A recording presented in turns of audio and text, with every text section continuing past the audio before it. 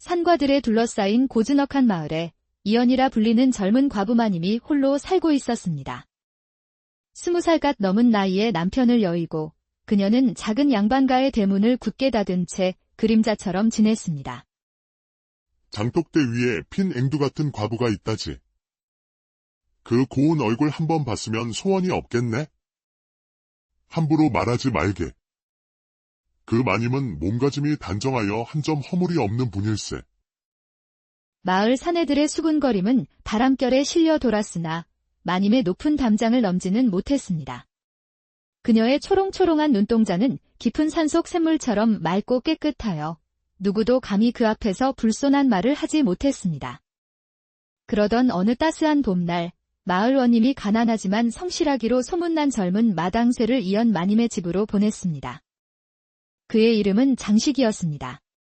23대 나이, 튼튼한 두 팔로 온 마을의 힘든 일을 도맡아 하던 믿음직한 사내였지요. 마님, 소인 장식이라 하옵니다.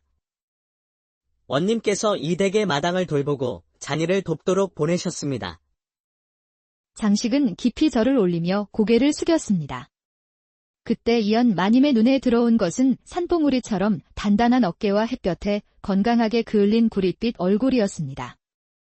마님의 가슴에 잠시 마른 바람 한 줄기가 스쳐 지나가는 듯했으나 그녀는 곧 정신을 차리고 목소리를 가다듬었습니다. 그러하였구나. 우선 마당에 잡초를 뽑고 장작을 패어 부엌 옆에 쌓아두거라. 장식은 묵묵히 일을 시작했습니다. 한낮의 뜨거운 햇살 아래 그의 이마에서는 구슬 같은 땀방울이 맺혔고 단단한 성벽 같은 가슴은 거친 숨결에 오르내렸습니다. 이연 마님은 창문 틈으로 그 모습을 물끄러미 바라보다가 문득 자신의 시선을 깨닫고 화들짝 놀라 고개를 돌렸습니다. 아이고, 이게 무슨 망측한 생각인가? 과부의 몸으로. 저녁이 되어 장식은 우물가에서 물을 길어 세수를 했습니다. 차가운 물이 그의 얼굴과 목을 타고 흘러내렸고 이연 마님은 부엌에서 저녁 찬거리를 준비하며 그 모습을 훔쳐보았습니다. 장식의 젖은 머리카락에서 떨어지는 물방울은 달빛 아래 은빛으로 반짝였습니다. 저녁을 먹고 가거라. 하루 종일 일했으니 배고플 터이니. 마님의 말에 장식은 몹시 당황한 기색이었습니다. 양반과 마님이 마당쇠에게 직접 상을 차려주는 일은 흔치 않았기 때문입니다. 마님, 당치 않사옵니다. 소인은 그저 어허, 내 뜻이니 거절 말고 먹거라. 내일도 일찍 와서 일을 해야 하지 않겠느냐? 장식은 마당 한쪽에 앉아 이연 마님이 내어준 밥그릇을 받았습니다. 밥에서는 따스한 김이 모락모락 피어올랐고 반찬은 소박하지만 정갈했습니다. 그날 밤 이연 마님은 잠을 이루지 못했습니다. 창밖으로는 달빛이 뜰 안을 은은하게 비추고 있었고 바람결에 풀잎 스치는 소리가 들려왔습니다. 남편을 잃고 3년이 지났건만 오늘따라 가슴속에 피어오르는 이 이상한 감정은 무엇인고? 그녀는 자신의 뺨을 만져보았습니다. 뜨겁게 달아오른 살결이 느껴졌습니다.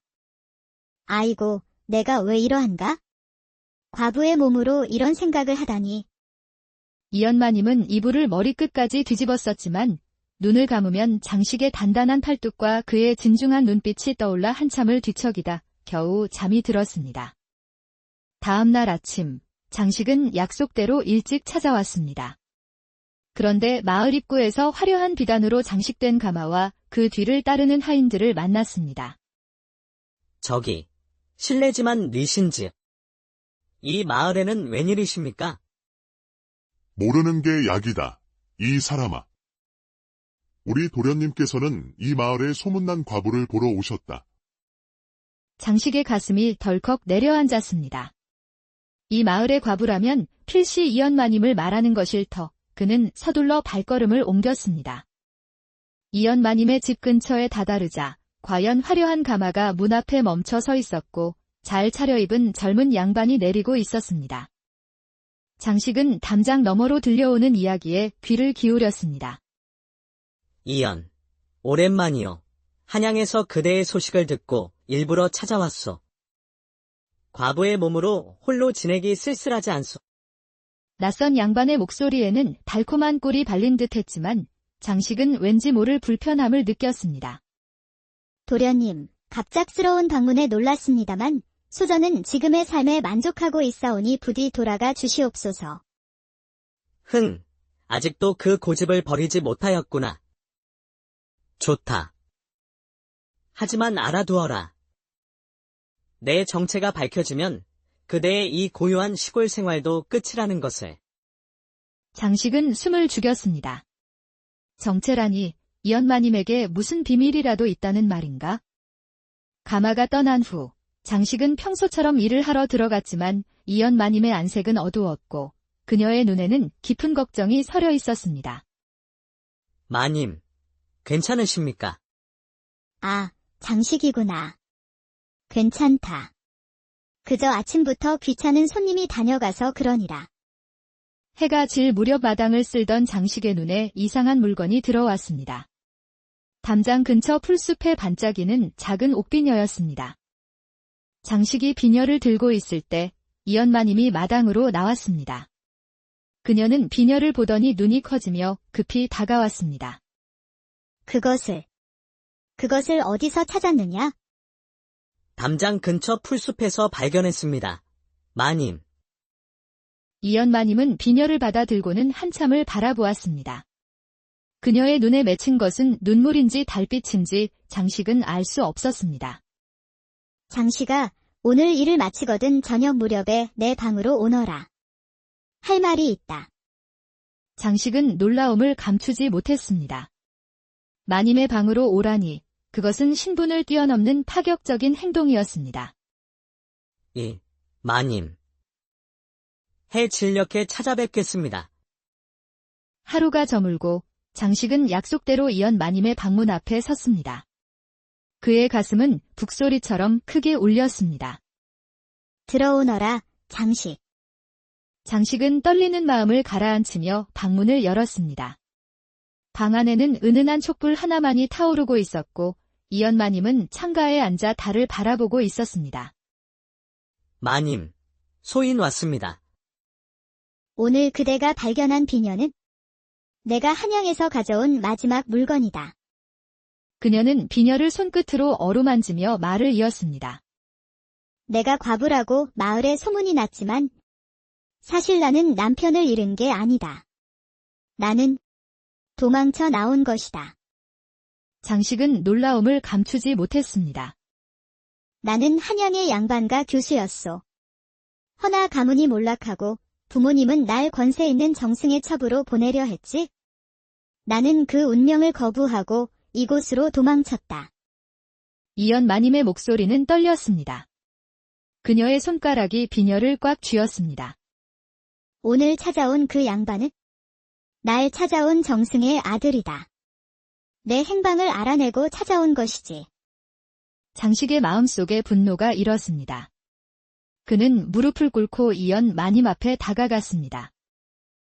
마님, 소인이 있는 한 아무도 마님을 해치지 못할 것입니다. 이연마님의 눈에서 눈물 한 방울이 떨어졌습니다. 그녀는 부끄러움도 잊은 채 두 손으로 장식의 손을 잡았습니다. 장식. 그대가 있어 참으로 다행이다. 이 깊은 산골에서 의지할 사람이 있다는 것이 바로 그때였습니다. 갑자기 대문을 두드리는 소리가 요란하게 들려왔습니다. 마님. 큰일 났습니다. 마을 수령 나리께서 오셨습니다. 몸종의 다급한 목소리에 이연마님은 창백해졌고 장식은 재빨리 일어섰습니다. 소인이 먼저 나가 보겠습니다. 장식이 마당으로 나가보니 횃불을 든 관원들과 함께 마을 수령이 서 있었습니다. 그 뒤에는 아침에 보았던 그 젊은 양반이 음흉한 미소를 지으며 서 있었습니다. 이 집에 거짓 과부가 살고 있다고 들었소. 한양에서 도망친 죄인을 내놓으시오. 수령의 말에 마을 사람들이 몰려들기 시작했습니다. 장식은 단단히 마음을 먹고 앞으로 나섰습니다. 수령나리, 무슨 말씀이십니까? 이 댁마님은 3년 전 남편을 여행 과부이십니다. 거짓말 마라. 그녀는 한양조 씨 가문에서 도망친 딸이다. 첩으로 들이려던 여인인데 혼례 전날 밤 도망쳤지. 어서 그 여인을 잡아들이거라. 관원들이 움직이려는 찰나 이연마님이 방에서 나왔습니다. 그녀는 놀랍게도 의연한 모습으로 당당히 걸어 나왔습니다. 내가 바로 그 여인이요. 하지만 나는 죄인이 아니요. 내 몸을 팔지 않기 위해 도망친 것뿐이요. 마을 사람들 사이에서 수군거림이 일었습니다. 장식은 이연마님 앞에 서서 그녀를 보호하려 했습니다. 비키거라, 장식. 이제는 모든 것이 밝혀졌으니. 아니옵니다. 마님. 소인은 마님을 지키겠습니다. 어디 천한 마당새가 감히. 너는 그녀가 조정의 대신을 모욕한 죄인이라는 것도 모르는 것이냐. 조씨 가문의 여식, 이연을 체포하여 한양으로 압송한다. 내일 새벽에 출발할 것이니 준비하라. 이연마님은 고개를 숙였습니다. 장식은 절망적인 눈으로 그녀를 바라보았습니다. 그때 이연마님이 작은 목소리로 속삭였습니다. 장식, 오늘 밤 닭이 울면 내 방으로 오시오. 관원들이 이연마님을 방으로 들여보냈고 문 앞에는 보초가 섰습니다. 장식은 마당에 홀로 남겨진 채 그녀의 말을 곱씹었습니다. 밤이 깊어가고 마을은 고요해졌습니다. 장식은 어둠 속에서 조용히 이연마님의 방으로 다가갔습니다. 보초는 술에 취해 깊이 잠들어 있었습니다. 마님. 문이 살짝 열리고 이연마님의 가녀린 손이 그를 안으로 이끌었습니다. 장식, 내 말을 들으시오. 나는 내일 새벽 한양으로 끌려갈 것이오. 하지만 그 전에 내 마음을 그대에게 전하고 싶소. 마님. 소인도. 마님께 마음이 있습니다. 신분이 다르고 세상이 허락지 않아도. 이연마님의 손가락이 장식의 입술에 닿았습니다. 그녀의 숨결이 가까워졌습니다. 단 하룻밤만이라도 내 이름을 불러주시오. 이연이라고. 장식의 가슴이 터질 듯 뛰었습니다. 그는 조심스럽게 그녀의 손을 잡았습니다. 이연. 그 이름을 부르는 순간 두 사람 사이에 놓인 세상의 벽은 무너져 내렸습니다. 이연의 버들가지 같은 손이 장식의 얼굴을 어루만졌고 달빛이 스며드는 작은 방에서 그들은 서로에게 세상을 잊은 채 영혼을 약속했습니다. 바람결에 스치는 손길과 소나무 가지 사이로 비치는 달빛처럼 그들의 사랑은 은밀하고도 뜨거웠습니다. 하지만 새벽이 오기 전 장식은 결심했습니다. 그는 이연을 이대로 보낼 수 없었습니다. 장식, 어디로 가시려 하오? 이대로 한양으로 끌려가시게 할 수는 없소이다. 소인이 마님을, 아니, 이연을 구해드리겠소. 위험하오. 관원들이 깨어나면 걱정 마시오. 이 마을에서 자란 소인은 산길을 훤히 알고 있어. 소인을 믿으시오. 이연은 침상 아래에서 작은 보따리를 꺼냈습니다. 이것은 내가 한양에서 가져온 유일한 재물이오. 위급할 때 쓰려고 아껴두었소. 서둘러야 하오. 관원들이 깨기 전에 떠나야 합니다. 두 사람은 조용히 방을 빠져나와 담장 뒤편으로 향했습니다. 달빛 아래 그림자처럼 움직여 마을 뒤편 숲으로 들어섰습니다. 하지만 그때 멀리서 개 짖는 소리가 들려왔습니다. 누군가 우리가 사라진 것을 알아챈 모양이요. 그들은 더 빠르게 산길을 오르기 시작했습니다.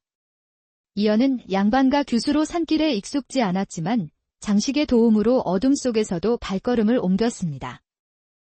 조금만 더 가면 산 너머 작은 암자가 있어.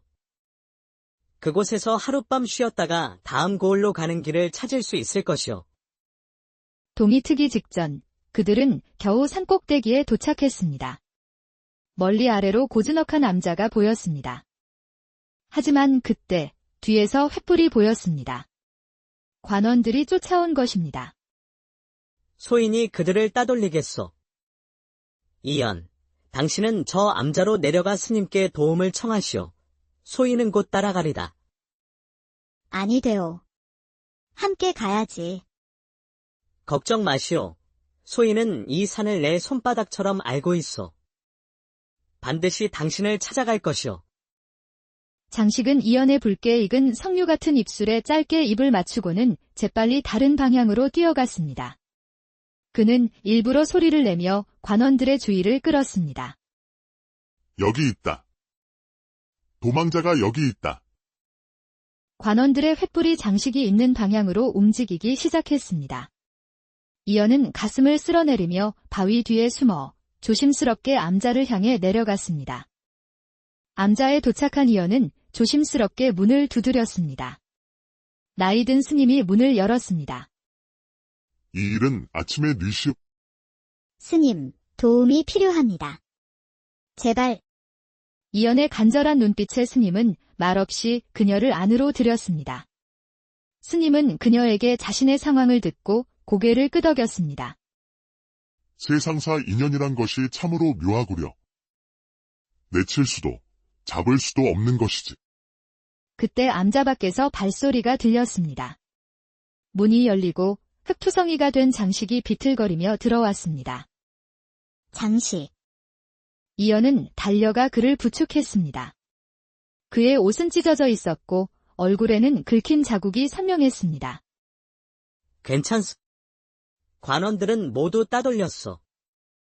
스님은 재빨리 약통을 가져와 그의 상처를 치료해 주었습니다. 젊은이, 자네는 목숨을 걸고 이 여인을 지켰구려. 이연은 그의 손을 잡아 자신의 가슴에 가져갔습니다. 내 심장이 이렇게 뛰는 것이 들리오? 이것은 모두 당신 때문이오. 스님은 미소를 지으며 두 사람을 바라보다가 조용히 방을 나갔습니다.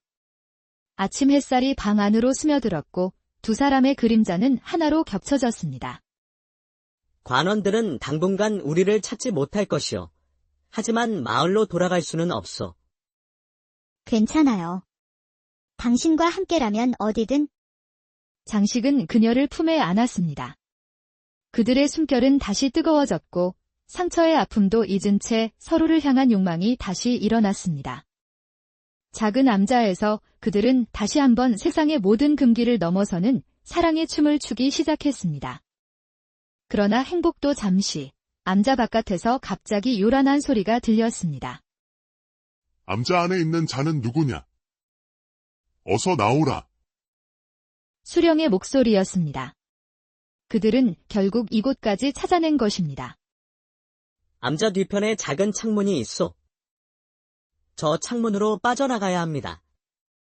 두 사람은 소리 없이 움직여 간신히 몸을 비틀어 창문 밖으로 빠져나왔습니다. 수색하라. 어디 숨어 있겠지? 숲으로 뛰어든 두 사람은 나무와 덤불 사이로 재빨리 몸을 숨겼습니다. 이쪽이요. 계곡으로 가면 길이 있어. 두 사람은 온 힘을 다해 숲속을 달렸습니다. 저기 있다. 도망자들이다. 뒤에서 외침이 들렸고 화살 하나가 날아와 그들 옆 바위에 꽂혔습니다. 마침내 그들 앞에 깊은 계곡이 나타났고 갈림길이 보였습니다. 이연, 당신은 왼쪽 길로 가시오. 소희는 관원들을 오른쪽으로 유인하겠소. 안 돼요. 또다시 헤어질 수는 없소. 소인이 그들을 따돌린 후 반드시 당신을 찾아갈 것이오. 약속하오. 약속하세요. 반드시 살아서 나를 찾아오겠다고. 장식은 이연의 손을 자신의 가슴에 가져다 대었습니다. 맹세하오. 이 심장이 뛰는 한 반드시 당신을 찾아갈 것이오. 장식은 마지막으로 그녀의 입술에 짧은 입맞춤을 남기고 일부러 큰 소리를 내며 오른쪽 길로 뛰었습니다. 저기 있다. 쫓아라. 관원들은 모두 장식을 쫓아 오른쪽으로 향했습니다. 이연은 눈물을 삼키며 숨을 죽인 채 계속 달렸습니다. 해가 중천에 떠오를 무렵 이연은 낯선 고을의 입구에 도착했습니다. 작은 주막으로 들어가 비녀를 팔아 얻은 돈으로 식사와 방을 구했습니다. 아가씨, 혼자 어디를 가시는 길이요? 남편을 찾아가는 길입니다. 한편 장식은 관원들을 따돌리기 위해 산속 깊이 들어갔습니다. 그러다 갑자기 발이 미끄러졌고 그는 가파른 절벽 아래로 떨어지고 말았습니다. 으아! 짧은 비명과 함께 장식은 어둠 속으로 사라졌습니다. 죽었나? 이 높이에서 떨어졌으면 살아남을 리 없지? 수령님께 보고하자. 마당새는 죽었고 여자는 도망쳤다고. 깊은 계곡 아래 장식은 의식을 잃은 채 쓰러져 있었습니다. 그의 입에서는 희미하게 한마디 말이 새어나왔습니다. 연, 계곡에 쓰러진 장식을 한 노승이 발견했습니다. 노승은 장식을 자신의 작은 암자로 데려가 정성껏 치료해 주었습니다. 장식은 며칠 동안 의식 없이 누워있다가 마침내 눈을 떴을 때 그의 첫 마디는 이연의 이름이었습니다. 이연. 이연은 어디에? 나는 자네 혼자 발견했네? 여인은 없었어. 가야 합니다. 약속을. 시간은 흘러갔고 이연은 산 너머 고을의 작은 주막에서 일을 하며 장식을 기다렸습니다. 반드시 올 거예요. 그가 약속했으니까요. 그러던 어느 비 내리는 밤, 주막 문이 열리고 한 남자가 들어왔습니다. 그의 얼굴은 삿가드로 가려져 있었고 옷은 비에 흠뻑 젖어 있었습니다. 방. 하나 주시오. 낮고 쉰 목소리였지만 이연은 그 순간 심장이 멎는 듯 했습니다. 그녀는 천천히 고개를 들어 그 남자를 바라보았습니다. 남자가 삿갓을 벗자 이연의 가슴이 뛰었습니다. 장식의 얼굴이었지만 왼쪽 뺨에는 깊은 흉터가 새겨져 있었습니다. 이연. 이연은 눈물을 참지 못하고 그에게 달려갔습니다. 주막 사람들의 시선도 아랑곳하지 않았습니다. 정말 당신이군요. 살아 있었군요. 장식은 그녀를 품에 안았습니다. 비에 젖은 옷이었지만 그의 가슴은 뜨겁게 불타고 있었습니다. 약속을 지켰소. 이연을 찾아왔소. 주모는 둘의 상황을 눈치채고 조용히 방으로 안내했습니다. 문이 닫히자마자 이연은 장식의 얼굴에 난 상처를 어루만지며 눈물을 흘렸습니다.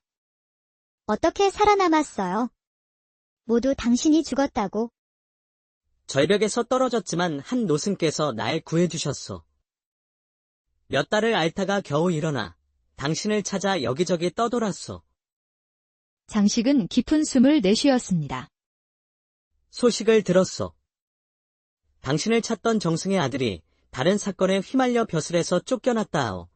이제 우리를 쫓는 이는 없을 것이오. 정말인가요? 그럼 우리는 새로운 시작을 할 수 있어. 여기서 멀리 떨어진 바닷가 마을로 가서 조용히 삽시다. 이연의 가슴이 기쁨으로 부풀었습니다. 그녀는 장식의 얼굴을 양손으로 감싸 안았습니다. 당신과 함께라면 어디든 좋아요. 장식의 입술이 그녀의 입술에 닿았습니다. 비 내리는 소리만이 울려 퍼지는 작은 방에서 그들은 다시 한번 뜨거운 사랑에 빠져들었습니다. 오랜 그리움은 폭풍우처럼 터져나왔고 서로의 몸을 탐하는 순간 두 영혼은 하나로 얽혔습니다. 아침이 되자 비는 그쳤고 맑은 하늘이 펼쳐져 있었습니다. 이연과 장식은 손을 맞잡고 새로운 삶을 향해 길을 떠났습니다. 그로부터 한 해가 지났습니다. 바다가 내려다 보이는 작은 언덕 위, 초가집 마당에서 장식은 땅을 일구고 있었고 이연은 처마 밑에서 바느질을 하고 있었습니다. 여보, 물 한 모금 마시구려. 이연의 말이 채 끝나기도 전에 그녀는 갑자기 손으로 입을 가리고 몸을 돌렸습니다. 또 속이 안 좋. 요즘 자주 체하는 것 같구려. 이연은 얼굴을 붉히며 고개를 들었습니다. 그녀의 눈에는 달빛 같은 기쁨이 어리고 있었습니다. 여보, 내 몸에 우리의 아이가 자라고 있어요. 장식의 눈이 커졌습니다. 그는 한동안 말을 잇지 못하다가 갑자기 이연을 들어 올려 빙글빙글 돌렸습니다. 정말이요. 우리가 부모가 된다고. 장식의 눈에서는 기쁨의 눈물이 흘렀습니다. 그는 조심스럽게 이연의 배에 손을 얹었습니다. 당신과의 하룻밤이 내 인생을 바꾸었어요. 이제는 영원한 사랑이 되었네요. 하늘이 우리를 축복해 주신 거요? 저녁이 되자 두 사람은 마루에 앉아 바다를 바라보았습니다. 생각해보니 우리는 참 기묘한 인연이요. 마당새와 과부마님. 단 하룻밤의 만남이 이렇게 영원한 사랑이 될 줄 누가 알았겠소? 세상은 우리를 갈라놓으려 했지만 운명은 우리를 하나로 묶어주었어요. 바닷가 작은 집, 그곳에서 시작된 새로운 이야기는 앞으로도 계속될 것입니다. 마당새와 과부마님의 하룻밤 사랑은 영원한 사랑의 전설이 되어